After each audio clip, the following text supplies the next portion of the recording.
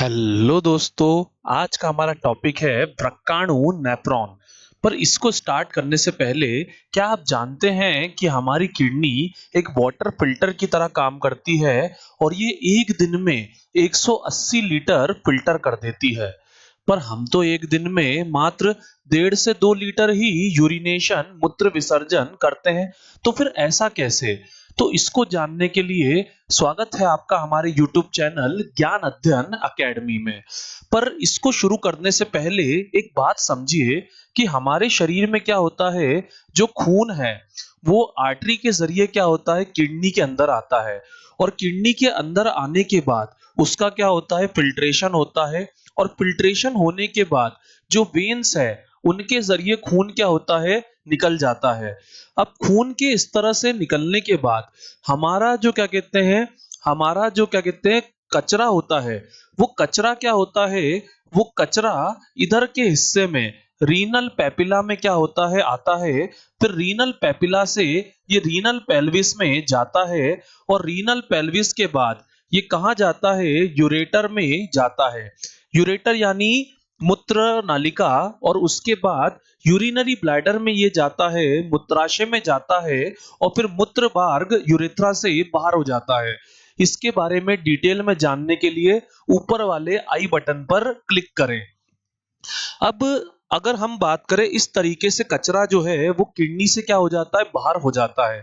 पर सवाल तो अभी भी वही है कि आखिर ये किडनी में प्यूरिफिकेशन का काम करता कौन है। तो ये काम जो है फ्रेंड्स कौन करता है, ये काम नेफ्रॉन करते हैं, यानी व्रक्काणु करते हैं।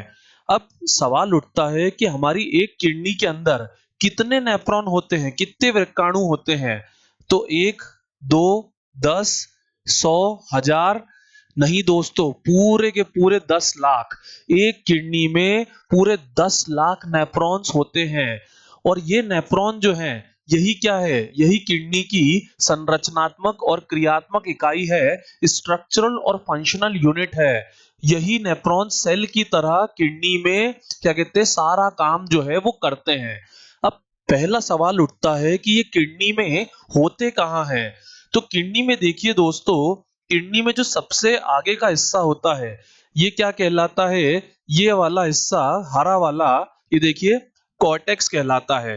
कॉर्टेक्स के आगे क्या होता है, पिरामिड नुमा स्ट्रक्चर के क्या होते हैं, मेडुला होते हैं।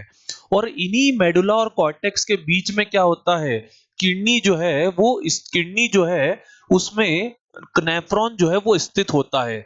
ये देखिए, ये वाला हिस्सा क्या है, मेडुला है और ये वाला हिस्सा क्या है, कॉर्टेक्स है। और इन दोनों के बीच में क्या है, नेफ्रॉन है।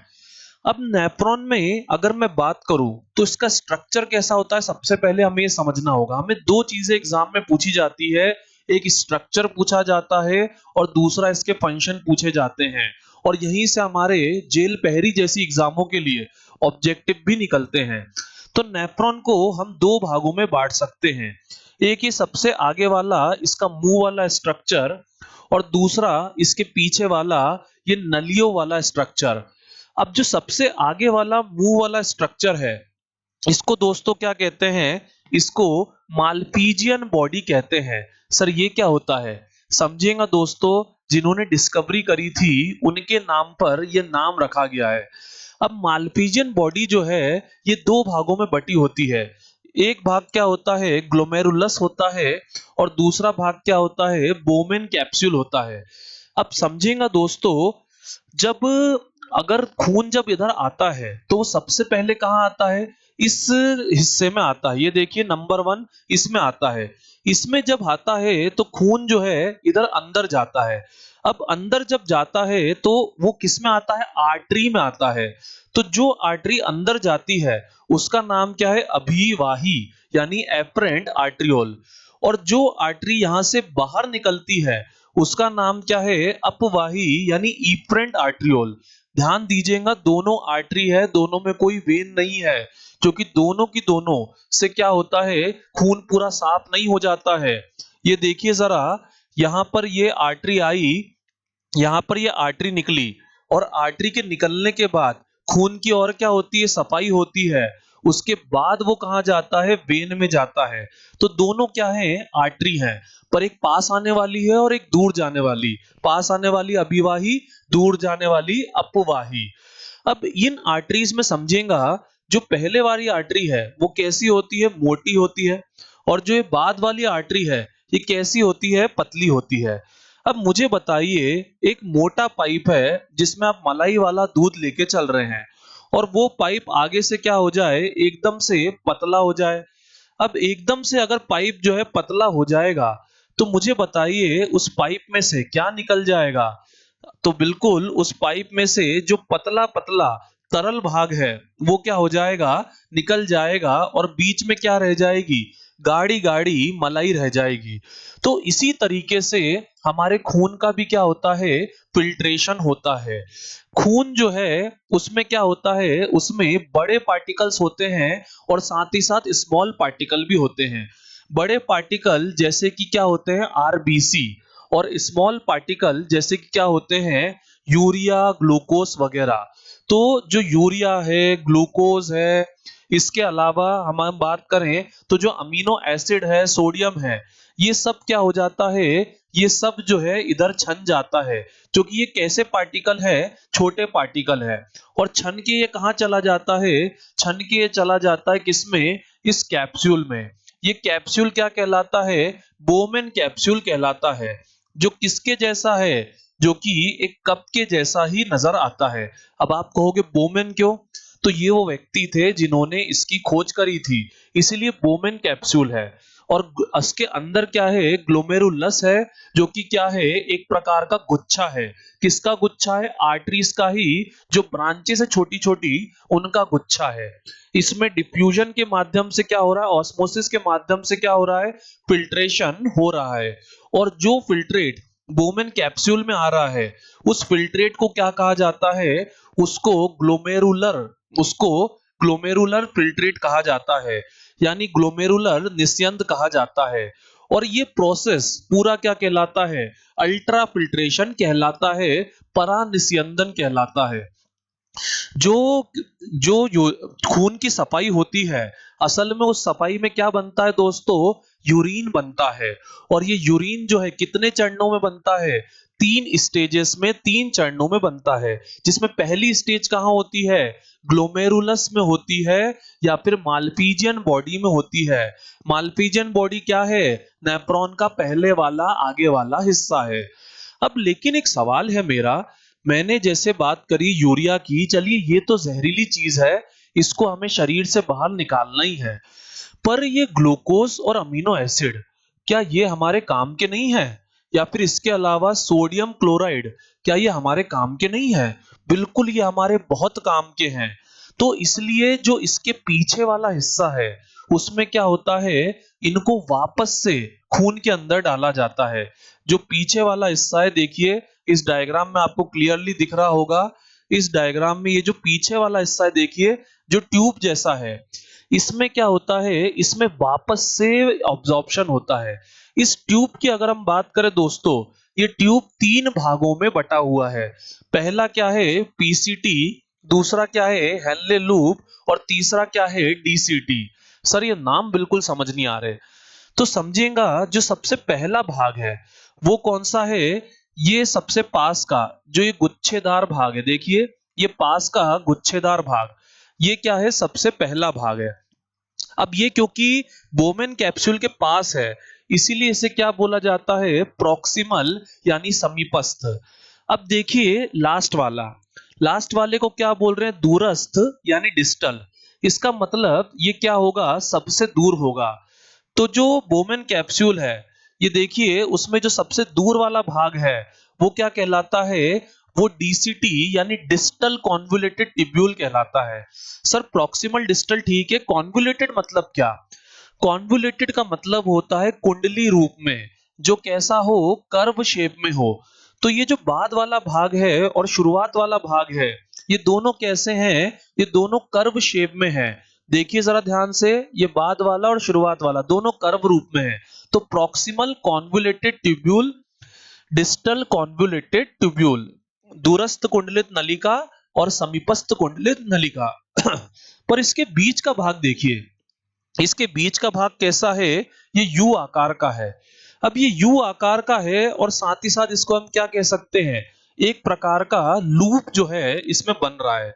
तो इसी लूप को इसलिए क्या कहा जाता है, हेनले का पाश, हेनले का लूप कहा जाता है, जो कि बीच वाला यू वाला हिस्सा है। और ये हिस्सा किस में डूबा होता है, ये हिस्सा मेडुला में डूबा होता है, और बाकी का हिस्सा किस में होता है, कॉर्टेक्स में होता है। तो मालपीजियन बॉडी कॉर्टेक्स में होती है, पीसीटी कॉर्टेक्स में होता है, डीसीटी कॉर्टेक्स में होता है, पर हेनले लूप किस में होता है, मेडुला में होता है। मेडुला ये पिरामिड है, कॉर्टेक्स इसके पीछे वाला ये भाग है। अब ये तो हो गया क्या, इसका पूरा स्ट्रक्चर हो गया। पर जैसा कि हमने कहा कि ग्लूकोज और सोडियम क्लोराइड और अमीनो एसिड जैसी चीजें और वाटर जैसी चीजें जो हमारे बहुत ज्यादा काम की है, वो हम क्या करते हैं, वापस से एब्जॉर्ब करते हैं। और क्यों ना करें, 180 लीटर का फिल्ट्रेट आ रहा है जो 12 से 13 बाल्टियों के बराबर है, पर हमें तो यूरिनेशन कितना करना है, मात्र 1.5 लीटर के लगभग करना है। तो निश्चित तौर पे बाकी सारा क्या करना होगा, बाकी सारे को रीअब्सॉर्ब करना होगा। तो ये किस में होता है, ये तीनों ट्यूब्यूल्स में होता है, पीसीटी, डीसीटी और हेनले का लूप। इसमें क्या होता है, रीअब्सॉर्प्शन होता है। रीअब्सॉर्प्शन पुनर्अवशोषण, क्योंकि पहले एक बार एब्जॉर्प्शन कर लिया था और अब दूसरी बार एब्जॉर्प्शन कर रहे हैं। एब्जॉर्प्शन करके क्या करते हैं, एब्जॉर्प्शन करके इसे वापस से किस में डाल देते हैं, नलियों में डाल देते हैं। इधर देखिए ट्यूब्यूल्स के आसपास क्या बिछी हुई है, ढेर सारी खून की वेसल्स जो हैं ये बिछी हुई हैं। अब इसमें होता क्या है समझेगा, जो सबसे आगे का भाग है पीसीटी, उसमें क्या होता है, उसमें जो ग्लूकोज है और ग्लूकोज के अलावा जो वाटर है और सोडियम क्लोराइड है, इनको क्या होता है, वापस से खून में डाला जाता है। इसके बाद जो हेनले का लूप होता है, इसमें क्या होता है, वाटर का और भी ज्यादा एब्सॉर्प्शन होता है, और वाटर के साथ साथ दूसरे मिनरल्स जो हैं, कैल्शियम वगैरह का भी एब्सॉर्प्शन होता है। और आखिर में जो डीसीटी है, उसमें क्या होता है, उसमें बचे हुए क्लोराइड का और ढेर सारे वाटर का क्या होता है, रीअब्सॉर्प्शन जो है होता है। इस प्रकार से सिलेक्टिव रीअब्सॉर्प्शन, अब एक नाम की परेशानी आ रही है, सिलेक्टिव रीअब्सॉर्प्शन, चयनात्मक पुनर्अवशोषण। तो समझिएगा, जो काम काम की चीजें हैं, सिर्फ यूजफुल सब्सटेंसेस जो हैं, उन्हीं का क्या होता है, रीअब्सॉर्प्शन होता है, हार्मफुल चीजों का नहीं होता है। ठीक है, इसीलिए इसे क्या कहा जाता है, सिलेक्टिव रीअब्सॉर्प्शन कहा जाता है। पर समझेगा दोस्तों, इस प्रक्रिया में असल में हम क्या बना रहे हैं, इस प्रक्रिया में असल में हम यूरिन बना रहे हैं, क्योंकि जो कचरा होता है वो बकायदा कहां से निकलता है, हमारे यूरेथ्रा से निकलता है, और वो किसके रूप में निकलता है, यूरिन के रूप में निकलता है। तो मुझे बताइए कि क्या हमारा यूरिन बन चुका है, तो नहीं दोस्तों, अभी हमारा यूरिन नहीं बना है। यूरिन जो है इसके बाद की प्रक्रिया में बनेगा। तो समझिएगा, पहले वाली प्रोसेस में हमने सबसे पहले फिल्टर करा, 180 लीटर के लगभग हुआ, पर इतना सारे में काम की चीजें भी थी, तो उन काम की चीजों को क्या करा, उसमें से निकाला, सिलेक्टिव रीअब्सॉर्प्शन करा। पर कुछ चीजें ऐसी होती हैं जो इतनी बड़ी प्रोसेस के बाद भी छन नहीं पाती है, फिल्टर नहीं हो पाती है।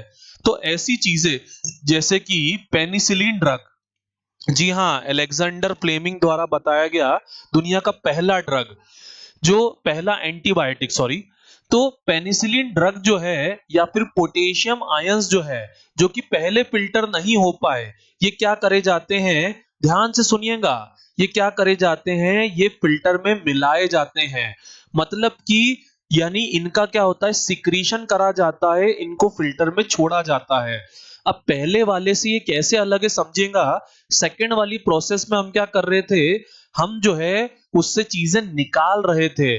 और कैसी चीजें निकाल रहे थे, जो क्या कहते हैं यूजफुल सब्सटेंसेस है, उनको क्या कर रहे थे, निकाल रहे थे। इसमें हम क्या कर रहे हैं, उसका जस्ट रिवर्स, हार्मफुल चीजें जो है, नुकसानदायक चीजें जो हैं, उनको क्या कर रहे हैं, फिल्टर में डाल रहे हैं।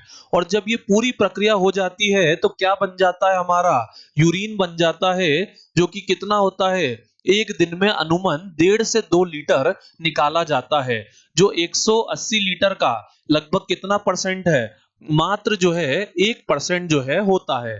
तो इस प्रकार से हमारे शरीर में क्या होता है, जो कचरा रहता है उसको क्या करा जाता है, यूरिन के रूप में निकाल दिया जाता है। मैं समझता हूं दोस्तों आप सबको ये अच्छे से क्लियर हो गया होगा। अगर आपको क्लियर हो गया हो तो इस लेक्चर को लाइक करें, शेयर करें, सब्सक्राइब करें, और कोई भी डाउट्स हो तो नीचे कमेंट सेक्शन में बताएं। तो चलिए दोस्तों, आज के लिए टाटा बाय बाय।